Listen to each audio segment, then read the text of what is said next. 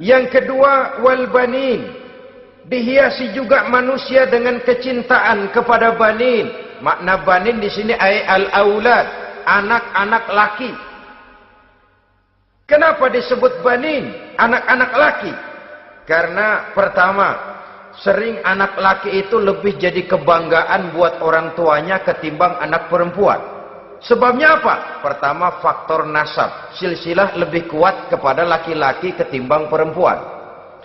Yang kedua, faktor cita-cita.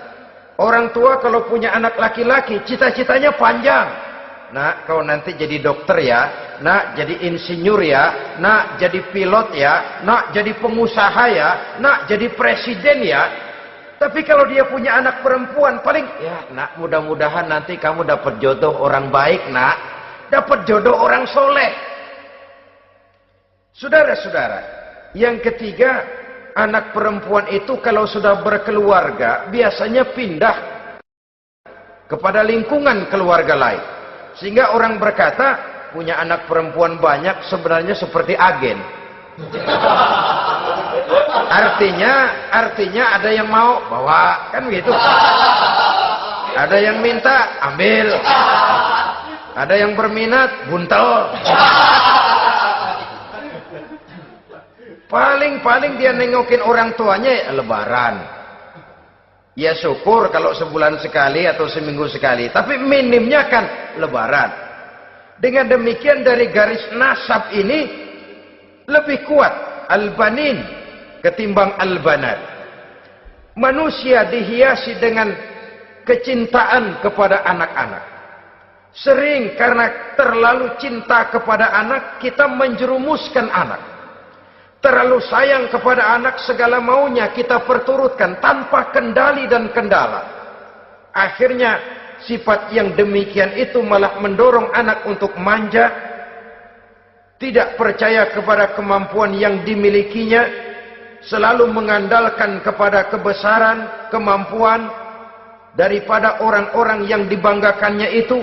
Dan dalam kondisi demikian, kedewasaan dan tanggung jawabnya akan lambat berkembang. Maka Allah Subhanahu wa ta'ala memperingatkan bahwa harta dan anak bisa menjadi fitnah. Dalam ayat lain Allah juga memperingatkan, ya ayyuhalladzina amanu la tulhikum amwalukum wa auladukum an zikrillah. Wahai orang-orang yang beriman, jangan sampai hartamu dan anak-anakmu memalingkan kamu daripada mengingat Allah. Jangan sampai kesibukanmu kepada anak dan harta benda menyebabkan kamu sampai lupa mengingat Allah Subhanahu wa ta'ala. Berapa banyak manusia yang tenggelam dengan melupakan Allah, jauh dari agama, jauh dari tuntunan syariat, oleh karena disibukkan oleh persoalan anak dan persoalan harta benda. Maka satu-satunya jalan, jikalau kita tidak ingin anak kita sampai memalingkan kita daripada mengingat Allah, nilai-nilai keimanan harus ditanamkan kepada mereka sedini mungkin. Dengan bekal ini, maka mereka, anak-anak kita, insya Allah tidak akan membuat kita orang-orang tua ini berpaling daripada mengingat Allah, berpaling daripada kehidupan beragama. Memang karena anaklah kita orang tua peras keringat banting tulang, pergi pagi pulang sore cari nafkah. Karena anaklah kita orang tua, kepala jadi kaki, kaki jadi kepala. Asal mereka bisa menikmati hari depan yang lebih baik dari yang kita nikmati sekarang ini. Tapi berapa banyak juga orang-orang tua yang tidak sadar akan amanah berupa anak ini. Mereka lalai, mereka bersikap masa bodoh, padahal tidak akan ada yang tidak dipertanggungjawabkan di hadapan Allah Subhanahu wa ta'ala. Orang tua bisa mendapat pensiunan pahala kalau anaknya tumbuh menjadi anak yang soleh. Tetapi orang tua pun bisa saja masuk neraka karena anaknya menjadi anak yang kurang ajar dan orang tuanya sama sekali tidak pernah memberikan pendidikan yang sebagaimana mestinya.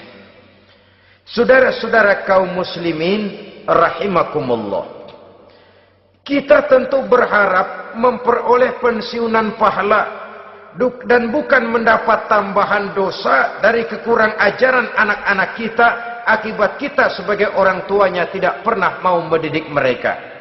Dalam hadis ada diriwayatkan, ada anak kurang ajar, sembahyang tidak, puasa ibadah tidak, kenal Allah tidak, beriman pun tidak, dosa kelewat banyak, kejahatan berkarat. Di akhirat nanti disidang dia, ditanya, kamu kenal siapa Tuhanmu? Tidak. Kamu tahu siapa nabimu? Tidak.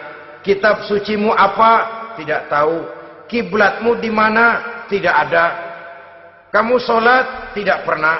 Kamu puasa? Tidak pernah. Wah, kalau begitu kamu rusak sekali. Kamu neraka. Anak ini mengajukan protes.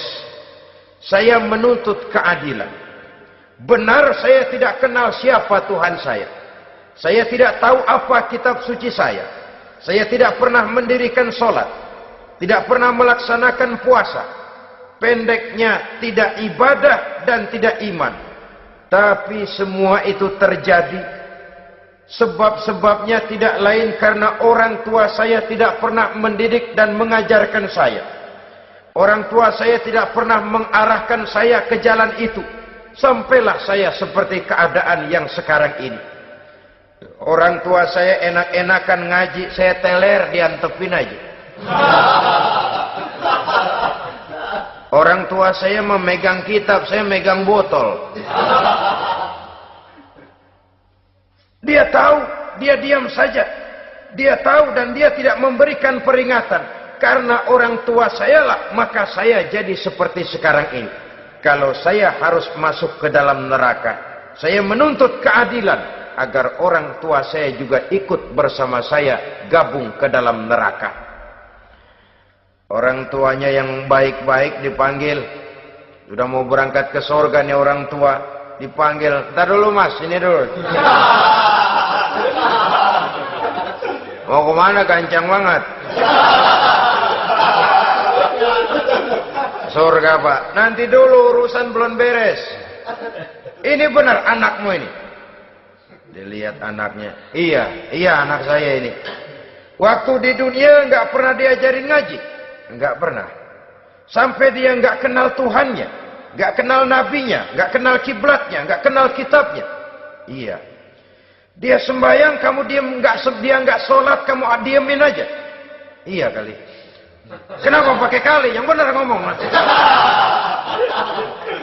Ramadan dia nggak puasa, kamu nggak tegur, kamu diam saja. Iya. Wah, kamu nggak tanggung jawab. Kamu tahu anak itu adalah amanah. Menyia-nyiakan amanah adalah khianat. Khianat adalah dosa besar. Jadi bagaimana saya? Ya kamu gabung sama anakmu, join ke neraka berdua bareng. Lantaran kamu tidak mau mendidik mereka, anak-anakmu, maka jadilah anak-anakmu seperti sekarang ini. Saudara-saudara kaum muslimin rahimakumullah. Sebaliknya, jikalau anak-anak kita yang kita cintai ini, yang merupakan buah hati belahan jantung, tumbuh dan berkembang menjadi anak-anak yang soleh, yang bermanfaat bagi masyarakatnya, bagi agama, bangsa dan negaranya, kita orang tuanya bolehlah tentram menerima pensiunan pahala. Menerima pensiunan pahala dari kesolehan anak yang ditinggalkannya. Alangkah nikmatnya mendapat pensiunan pahala. Terbaring kita di bawah pohon kemboja, nilai kebaikan kita dikenal orang, nama kita akan tetap hidup. Oleh karena kita meninggalkan anak-anak yang tumbuh menjadi generasi yang soleh, bukan anak yang salah. Oleh karenanya, kecintaan kepada anak jangan sampai membuat kita lalai dari mengarahkan mereka kepada kehidupan beragama.